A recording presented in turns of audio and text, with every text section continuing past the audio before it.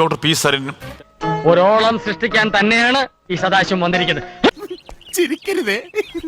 ഒരു മൂന്നാമതൊരാളെ മാറുമെന്ന് ആലോചിച്ചാൽ ഡോക്ടർ പി സരിൻ പാലക്കാട്ടെ ഇടതുപക്ഷത്തിന് ഒരു സ്യൂട്ടബിൾ കാൻഡിഡേറ്റ് ആയിരുന്നോ? അല്ലേ? ആയിരുന്നോ? വോട്ട് കുറഞ്ഞിട്ടില്ല. വോട്ട് പക്ഷെ കാര്യമേ കൂടിയിട്ടില്ല.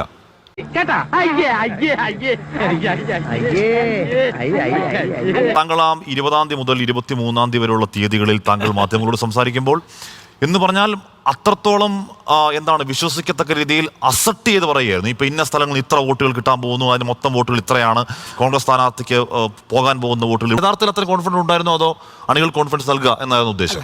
അതിപ്പോ അത് അങ്ങനെയല്ല, അത് നമ്മുടേതായിട്ടുള്ള അനുമാനങ്ങളാണല്ലോ. നമുക്ക് 5 ആഴ്ചക്കാലം ഫീൽഡിൽ നിന്നപ്പോൾ കിട്ടിയ ഒരു ഫീഡ്ബാക്ക്, അതിനടിസ്ഥാനപ്പെടുത്തിക്കൊണ്ട് നമുക്ക് ചില നിഗമനങ്ങൾ വരും. ആണോ? ഭയങ്കര.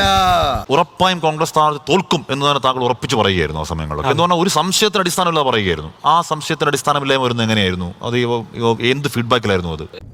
അല്ല, ഞാനതെങ്ങനെ പറയും? എല്ലാരും പറയും പോലെ വായ കൊണ്ട് പറഞ്ഞാൽ മതി. 2 കാര്യങ്ങളാണുള്ളത്. ഒന്ന്, കോൺഗ്രസ് ക്യാമ്പിനകത്തും UDF-നകത്തും അസ്വീകാര്യനായിരുന്നു എന്നുള്ള തുടക്കത്തിലുള്ള കൃത്യമായിട്ടുള്ള വിലയിരുത്തലുകൾ. എന്നിട്ട് ആ ഒരു അസ്വീകാര്യതയെ വോട്ടാക്കി മാറ്റാൻ പറ്റും അവസാനം വരെയും എന്നുള്ള ഒരു പ്രതീക്ഷയുണ്ടായിരുന്നു. അത് കോൺഗ്രസ് ക്യാമ്പിൽ നിന്നുള്ള വോട്ട് ചോർച്ചയ്ക്ക് കാരണമാകും. UDF ക്യാമ്പിൽ നിന്നുള്ള വോട്ട് ചോർച്ചയ്ക്കും അതൊരു സാധ്യത തന്നെയാണ് തുറന്നിടുന്നത് എന്ന് ഒരു മുൻവിധിയോടുകൂടി തന്നെയാണ് അതിനെ കണ്ടത്. നിന്റെ ബുദ്ധി വിമാനമാണല്ലോ. BRM ഷഫീർ ഇവിടെ പി സരിൻ മത്സരിച്ചത് ഇടതുപക്ഷത്തിന്റെ പഴയ വോട്ടുകൾ നഷ്ടപ്പെടുത്തിയില്ല എന്ന് മാത്രമല്ല 1000-ഓളം വോട്ടുകൾ കൂട്ടി. അതെ അതെ. ഈ തൊട്ട് മുമ്പത്തെ നിയമസഭാ തിരഞ്ഞെടുപ്പിനേക്കാൾ ഈ ഉപതിരഞ്ഞെടുപ്പിലേക്ക് വരുമ്പോ പാലക്കാട് അസംബ്ലി മണ്ഡലത്തിൽ എത്ര വോട്ട് കൂടി? അത് കറക്റ്റാണ്. അപ്പോ ചേർക്കപ്പെട്ട വോട്ട് വന്ന് ചെയ്താൽ എത്ര വോട്ടിന്റെ എങ്കിലും കഴിഞ്ഞ പ്രാവശ്യത്തേക്കാൾ എണ്ണം ഇത് കൂടണം. വെറും 540 വോട്ടേ കൂടിയുള്ളൂ എന്ന് പറഞ്ഞാൽ അതിന്റെ അർത്ഥം എന്താണെന്നറിയോ? അതിന്റെ അർത്ഥം ഇവർ ചേർത്തവർ പോലും ഇവർക്കെതിരായിട്ട് വോട്ട് ചെയ്തു എന്നുള്ളതാണ്. ഡോക്ടർ പി സരിന് പാലക്കാട് UDF സ്ഥാനാർത്ഥിയാവണം എന്ന ആഗ്രഹം ഉണ്ടായിരുന്നു. ആഗ്രഹം UDF-നാണ് വേണ്ടത് എന്നാണ് ഞാൻ പറഞ്ഞത്. ഇവിടെ ഡോക്ടർ പി സരിൻ അവിടെ നിന്ന് ഇറങ്ങുമ്പോൾ അദ്ദേഹം IT സെല്ലിന്റെ കൺവീനർ ആയിരുന്നു. അവിടെ നിന്ന് ഇറങ്ങിയതിനു ശേഷം ആ പദവിയിൽ ഇന്നേ വരെ കോൺഗ്രസ് ആരെയും സ്ഥാപിച്ചിട്ടില്ല. അതിനർത്ഥം എന്താണ്? ഡോക്ടർ പി സരിൻ ഇരുന്നിരുന്ന പദവി അത്രത്തോളം പ്രാധാന്യം കോൺഗ്രസ് നൽകിയിട്ടുള്ളൂ. അതുകൊണ്ടാണല്ലോ. ഈ ചെറുപ്പക്കാരനെ കുറിച്ചുള്ള ഞങ്ങളുടെ പ്രതീക്ഷ എന്താ? ആയിരക്കണക്കിന് ചെറുപ്പക്കാർ, ആയിരക്കണക്കിന് ആളുകൾ ഇദ്ദേഹം പറഞ്ഞത് കേട്ടുകൊണ്ട് പോസ്റ്റ് ഇട്ടവരുണ്ട്. ഇടതുപക്ഷത്തിന്റെ കേസുകൾ പ്രതിയായപ്പെട്ടവരുണ്ട്. ഇദ്ദേഹം പറഞ്ഞു കൊടുത്ത വാചകങ്ങൾ അതേപടി പോസ്റ്റ് ഇട്ടതിന്റെ പുറത്ത് പിണറായി വിജയനെതിരായി, CPM-നെതിരായി, ഇടതുപക്ഷത്തിനെതിരായി അവരിന്നും കേസുകൾ പ്രതിയാണ്. എന്താ ഉറക്കം വരുന്നു? ഈ പാർട്ടിക്ക് വേണ്ടിയിട്ട് രായും പകലും കഷ്ടപ്പെട്ടവർ, ജയിലിൽ കിടന്നവർ. എന്താണ് സരിന്റെ ത്യാഗം? സരിൻ എന്താ KSU അദ്ദേഹത്തിന്റെ സംഭാവന എന്താ? ജവഹർ ബാലവേദിയുടെ വേദിയിൽ സരിന്റെ സംഭാവന എന്താ? യൂത്ത് കോൺഗ്രസിൽ എന്താണ് സംഭാവന? ഈ പാർട്ടി വിട്ടു പോകാൻ സരിന്റെ നെഞ്ചിൽ കൈവച്ച് പറയട്ടെ, ഈ പാർട്ടി വിട്ടു പോകുവാൻ ഒരു കൃത്യമായ കാരണം അദ്ദേഹത്തിനുണ്ടോ? ഇദ്ദേഹം ഒറ്റ ദിവസം കൊണ്ട് അദ്ദേഹം പിന്നെ CPM ആവുകയാണ്. എന്താ നിങ്ങൾ മനസ്സിലാക്കേണ്ടത്? അധികാരത്തിന്റെ കൊതിയല്ലേ? ഇവിടെ രാഹുൽ മാങ്കൂട്ടത്തിൽ എന്ന് പറയുന്ന ആ സ്ഥാനാർത്ഥി അവിടെ മോശക്കാരനാണെങ്കിൽ, അവിടെ ജയിക്കാൻ തീരെ വകുപ്പില്ലാത്ത ആളാണെങ്കിൽ VD സതീശന്റെ രാഷ്ട്രീയ ഭാവി പോലും ഒരുപക്ഷെ നിർണ്ണയിച്ചാക്കാവുന്ന ആ തെരഞ്ഞെടുപ്പിൽ ഒരു പരാജയപ്പെടുന്ന സ്ഥാനാർത്ഥിയെ ഷാഫി പറമ്പിൽ പറഞ്ഞതിന് മാത്രം നിർത്തുവോ? VD അല്ലെങ്കിൽ കോൺഗ്രസ് അല്ലെങ്കിൽ ആരും? ഈ പറയുന്നത് കേൾക്കുമ്പോൾ നമുക്ക് തോന്നും ഈ പറയുന്ന കാര്യങ്ങളിലൂടെയാണ് കോൺഗ്രസ് രാഷ്ട്രീയം എപ്പോഴും അതിന്റെ ഒരു കൺക്ലൂഷൻ ആദ്യമേ മനസ്സിലാക്കിയാണ് നീങ്ങുന്നത്. ഒരിക്കലും അല്ലല്ലോ. അടി കിട്ടുമ്പോഴല്ലേ കോൺഗ്രസ് പഠിച്ചിട്ടുള്ളൂ. മുൻകൂട്ടി കോൺഗ്രസ് പഠിച്ചിട്ടുണ്ടായിരുന്നു എങ്കിൽ ഞാനും ഇദ്ദേഹവും മത്സരിച്ച ഇലക്ഷന് April 6-നാണ് ഇലക്ഷൻ നടക്കുന്നത്. May 2-നാണ് കൗണ്ടിങ്. ഈ ജനങ്ങളുടെ പൾസ് അറിയുന്ന ഒരു പ്രസ്ഥാനമായിരുന്നു എങ്കിൽ ഈ 26 ദിവസങ്ങൾക്കുള്ളിലെങ്കിലും അറിയാമായിരുന്നില്ലേ ഇത്രയും വലിയൊരു പരാജയം ഏറ്റുവാങ്ങാനാണ് ജനങ്ങൾ വോട്ട് ചെയ്ത് കാത്തിരിക്കുന്നതെന്ന്. തുടങ്ങിയിട്ടുള്ളൂ. ഞാൻ വേണ്ടെന്ന് വെച്ചിരുന്നതാ. ഞാൻ വീണ്ടും പറയുന്നു, ഇതാണ് രാഷ്ട്രീയം എന്ന് വിശ്വസിപ്പിച്ച് കോൺഗ്രസിനെ അങ്ങനെ പഠിപ്പിച്ച് UDF-ന്റെ രാഷ്ട്രീയത്തിനെയും അധികാരം എന്ന് പറയുന്ന ഡെഫിനിഷനിൽ മാത്രം കാണാൻ പഠിപ്പിക്കുന്ന ശീലത്തിൽ നിന്ന് പിൻവാങ്ങാനെങ്കിലും ഈ ചർച്ചയുടെ അവസാനത്തേക്ക് നമുക്ക് സാധിക്കണം. അമ്മാവൻ കാര്യമായിട്ട് ചൊറിയുന്നുണ്ടല്ലോ. അമ്മാവൻ ചൊറിഞ്ഞൊറിഞ്ഞ് തല്ലു വെച്ച് കൂട്ടുന്നു. സരിൻ പറഞ്ഞെന്താണ്? ഈ കഴിഞ്ഞ നിയമസഭാ തിരഞ്ഞെടുപ്പിൽ 25 ദിവസക്കാലത്തോളം ഉണ്ടായിട്ടും നേതൃത്വം ഭരണവിരുദ്ധ വികാരമുണ്ടെന്ന് റീഡ് ചെയ്തില്ല. ഞാനൊന്നും പറഞ്ഞിട്ടില്ല. മുതലാളി ഒരു പ്രാവശ്യം പറഞ്ഞിട്ടുണ്ട് ബോട്ടിൽ വെച്ച്. മുതലാളി മറന്നുപോയതാ. പക്ഷെ അങ്ങനെയാണെങ്കിൽ ഇദ്ദേഹം തെരഞ്ഞെടുപ്പിന്റെ അന്ന് രാവിലെ അല്ലെങ്കിൽ ഇലക്ഷന്റെ റിസൾട്ട് വരുന്നതിന്റെ അന്ന് രാവിലെ പറഞ്ഞെന്താ 50,000 വോട്ട് കിട്ടും, 60,000 50,000-നും 60,000-നും വോട്ട് കിട്ടും. ആദ്യത്തെ 6 റൗണ്ടുകളിൽ BJP, അതിനുശേഷം ഇടതുപക്ഷം. പറഞ്ഞില്ലേ? ഒരു കാലത്തും രാഹുൽ പിന്നെ മാങ്കൂട്ടം ജയിക്കുന്ന പ്രശ്നമില്ല ഒരു റൗണ്ടിലും പറഞ്ഞല്ലോ, പറഞ്ഞു. അതിനെന്ത് മനസ്സിലായി? 10-45 ദിവസക്കാലത്തോളം പാലക്കാടത്തെ ഗ്രാമാന്തരങ്ങളിലൂടെ ഇദ്ദേഹം യാത്ര ചെയ്ത് പോയിട്ട് അവിടുത്തെ ജനങ്ങളുടെ പൾസ് മനസ്സിലാക്കാൻ ഇടതുപക്ഷത്ത് നിന്നിട്ട് കഴിഞ്ഞിട്ടില്ല എങ്കിൽ ഇദ്ദേഹം ആരെയാണ് കുറ്റപ്പെടുത്തുന്നത്?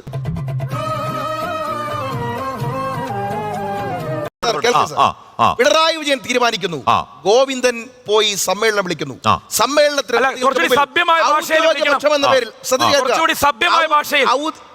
ഗോവിന്ദൻ എന്ന് പറയുമ്പോ ഒന്നില്ലെങ്കിൽ അദ്ദേഹത്തിന് ഇനീഷ്യൽ പറയാം, ഗോവിന്ദൻ എന്ന് പറയും, പിന്നെ പത്മനാഭൻ എന്ന് വിളിക്കോ?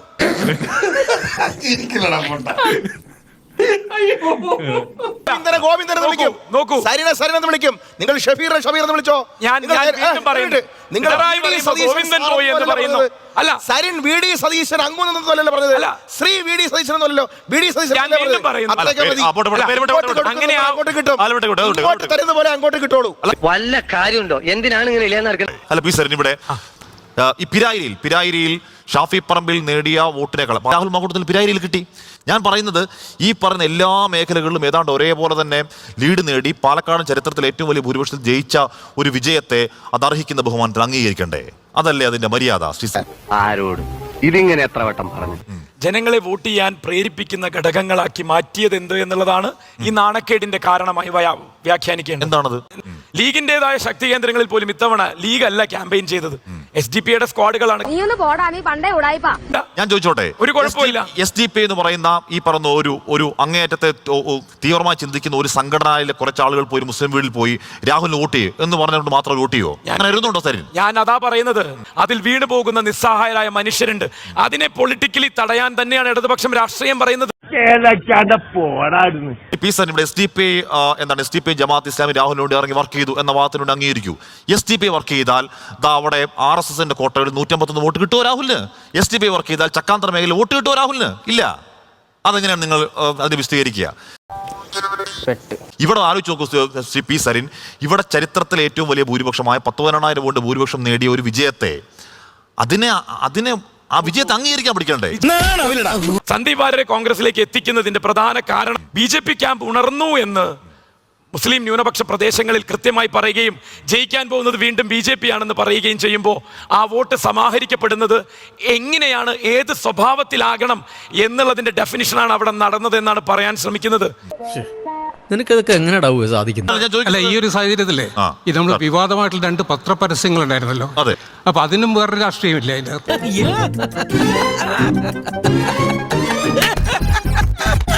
അവിടുത്തെ NN കൃഷ്ണദാസ് പറയുന്ന ആ പരസ്യം ഉദ്ദേശഫലം കിട്ടിയില്ല എന്ന് പറയുന്നത്. രാഷ്ട്രീയമായിട്ടുള്ള ഉണ്ടായിരുന്നു അല്ലേ? അങ്ങനെയല്ല. നോക്കൂ, ആരെയാണോ മിസ്ഇൻഫോം ചെയ്യാൻ ശ്രമിക്കുന്നത്, മിസ്ഇൻഫോർമേഷൻ നടക്കുകയാണെന്ന് ഞാൻ പറഞ്ഞല്ലോ. BJP ജയിക്കാൻ പോവുകയാണ്, ഇതാണ് നമ്മൾ ഒരുമിച്ച് നിന്നില്ലെങ്കിൽ BJP ജയിക്കുന്നു. ഈ ക്യാമ്പയിനാണ് അവസാനത്തെ 3 ദിവസം വീണ്ടും ഓടുന്നത്. അതിന് പുതിയ കാരണമായി താങ്കൾ ഇപ്പോൾ ഈ പറയുന്ന വാദം ആർക്കാണ് ഗുണം ചെയ്യുന്നത്? BJPക്കാണ്. നാടിനോട് മുഴുവനായി രാഷ്ട്രീയം പറയാനുള്ള ധൈര്യം എന്തായാലും ആർജവം എന്തായാലും കോൺഗ്രസിനില്ല. അങ്ങനെയാണ് എന്തുകൊണ്ടാണ് RSS മേഖലയിൽ രാഹുൽ വോട്ട് കിട്ടിയ എങ്ങനെയാണ്?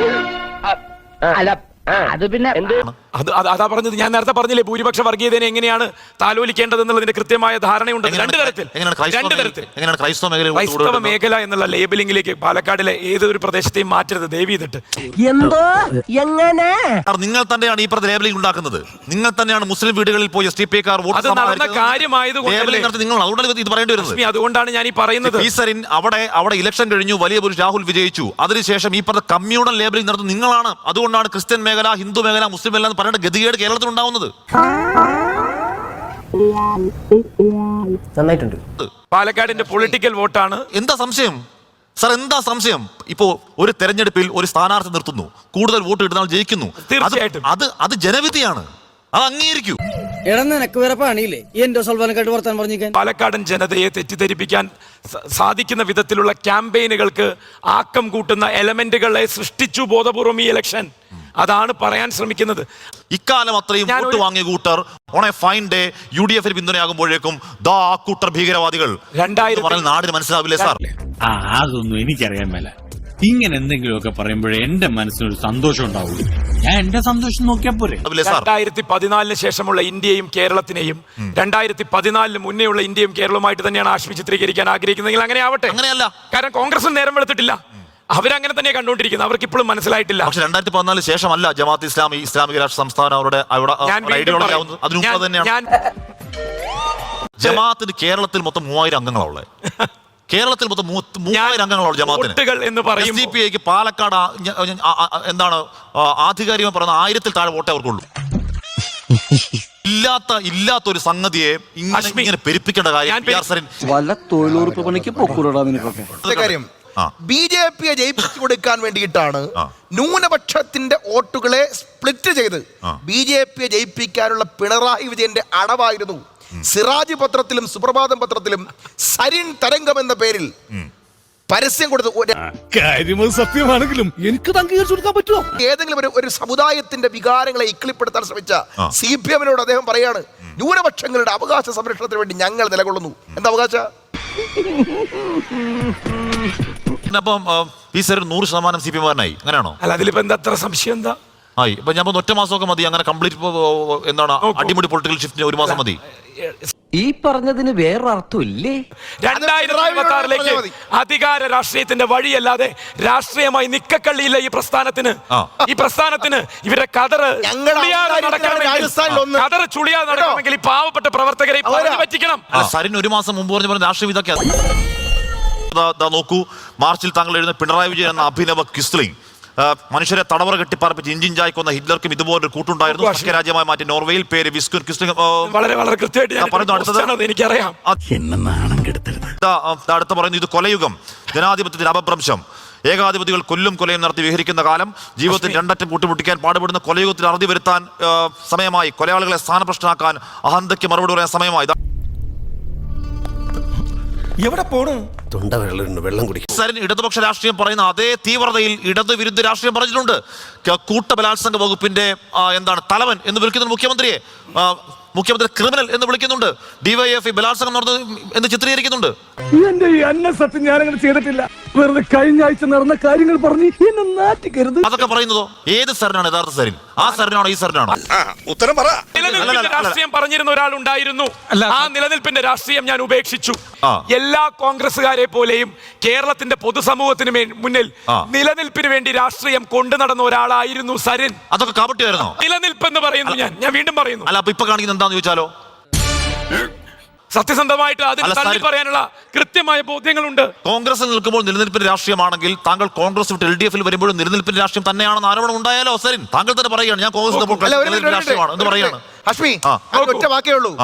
നാവും തലച്ചോറും പണിയെടുത്തുകൊണ്ട് നിൽക്കുന്ന രാഷ്ട്രീയ പ്രസ്ഥാനത്തിന് വാടകയ്ക്ക് കൊടുക്കുന്നവൻ.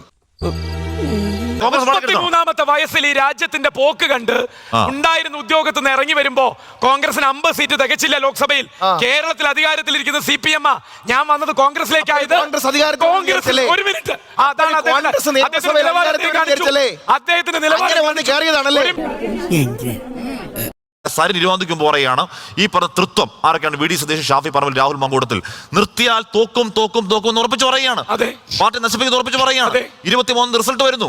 ആ തീരുമാനം ശരിയാണെന്ന് വരുമ്പോൾ അത് സരിനെ ബോധ്യമാവേണ്ടേ? അത് വാലിഡേറ്റ് ചെയ്യുന്ന റിസൾട്ട് ആണെന്നാണ് ആശ്മി പറയാൻ ഉദ്ദേശിക്കുന്നത്. ചരിത്രത്തിൽ ഏറ്റവും വലിയ ഭൂരിപക്ഷം എന്താണ്? ഇവൻ ശരിയല്ല. അവനല്ല ശരിയല്ലാത്തത്, നീയാ. ഓരോരുത്തരും ചെയ്തത് തന്നെയാണ്. അത് അറിഞ്ഞ് ചെയ്തതാണോ അറിയാതെയോ? ഇയാൾക്ക് തലയ്ക്ക് എന്താ തകരാറാണ് മേഡം? പി സരിൻ, നിങ്ങളൊരു ജനവിധി അംഗീകരിക്കാത്തതിന്റെ രാഷ്ട്രീയ അപകടം എന്തൊക്കെ നിങ്ങൾക്ക് മനസ്സിലാവുന്നുണ്ടോ? ഒരു മിനിറ്റ്. ഉറപ്പാണ് അത് രാഷ്ട്രീയ വോട്ടാണെന്നല്ലേ? എനിക്ക് ഉറപ്പുണ്ട്.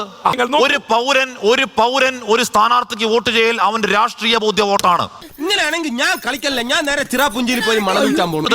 BJPയുടെ എത്ര കൗൺസിലർമാര് തിരിച്ചു വോട്ട് ചെയ്തു എന്നുള്ള കത്ത് റിപ്പോർട്ടാണ് BJPയുടെ പോയിരിക്കുന്നത് അറിയോ? BJPയുടെ പ്രസിഡന്റ് ഒരു കത്ത് എഴുതിയിട്ടുണ്ട്. BJPയുടെ ദേശീയ നേതൃത്വത്തിന് എടുത്തു വായിച്ചു നോക്കണം. സ്വന്തം പാളയത്തിൽ നിന്ന് ആരൊക്കെ മറിച്ചു കുത്തിന്ന്. അത് രാഹുലിനെ എടുക്കല്ലേ? ഒരു പൗരൻ ഒരു സ്ഥാനാർത്ഥിക്ക് വോട്ട് ചെയ്യൽ അവന്റെ ബോധ്യത്തിലുള്ള തീരുമാനമാണ്. ഇവിടെ മുസ്ലിങ്ങൾ വോട്ട് ചെയ്യുന്ന പ്രേരണ മൂലമാണെന്ന് പറയുന്നത് നിങ്ങൾ പാലക്കാട്ടെ മുസ്ലിങ്ങളെ ചെറുതാക്കലാണ്. നിങ്ങൾ അവഹേളിക്കലാണ്. നിങ്ങൾ പാലക്കാട്ടെ വോട്ടർമാരെ അവഹേളിക്കലാണ്. എണീറ്റ് വരണ്ടേയിരുന്നു. ഇനി രാഷ്ട്രീയ ജീവിതം ഉള്ളിടത്തോളം കാലം ഇടതുപക്ഷത്ത് തന്നെയാണ്. ഒരു മാറ്റം ഇനിയില്ല. നിലപാടുകളുടെ പേരാണ് രാഷ്ട്രീയം. ജനങ്ങളിലേക്ക് അഭിപ്രായം പറഞ്ഞ അവരെ അഭിപ്രായത്തിനോട് ഒപ്പം നിർത്തലാണ് രാഷ്ട്രീയം. തെരഞ്ഞെടുപ്പിൽ മത്സരിക്കുകയോ ചെയ്യും.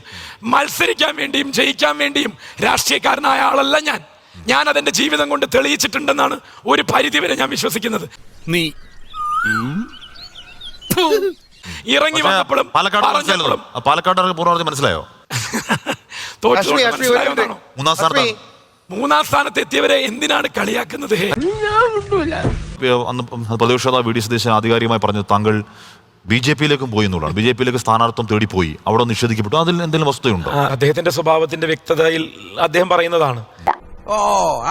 പക്ഷേ BJP-യുടെ നേതാവ് ഡോക്ടർ ബി ഗോപാലകൃഷ്ണൻ സ്ഥിരീകരിക്കുന്നുണ്ടായിരുന്നു. അദ്ദേഹമല്ലേ നല്ല നേതാവാണ്. ഒന്ന് കേട്ടു, വയസ്സ് കേട്ടു. സരിൻ BJP-യുടെ നേതാക്കന്മാരുമായി ബന്ധപ്പെട്ടിരുന്നു എന്നുള്ളത് ഒരു യാഥാർത്ഥ്യമാണ്. അത് നിഷേധിക്കാൻ പറ്റില്ല. BJP എടുത്തുള്ള തീരുമാനം കഴിഞ്ഞ 6 മാസമായിട്ട് സംഘടനാ പ്രവർത്തനത്തിൽ നാട്ടിലെ ജനങ്ങളുടെ മുമ്പാകെ അവതരിപ്പിക്കപ്പെട്ട സംഘടനയുടെ നേതാക്കന്മാർ അവിടെയുണ്ട്. അവരെയാണ് BJP മുന്നോട്ട് വെക്കുന്നത്. പച്ച മലയാളത്തിൽ പറഞ്ഞ അന്തസ് വേണം.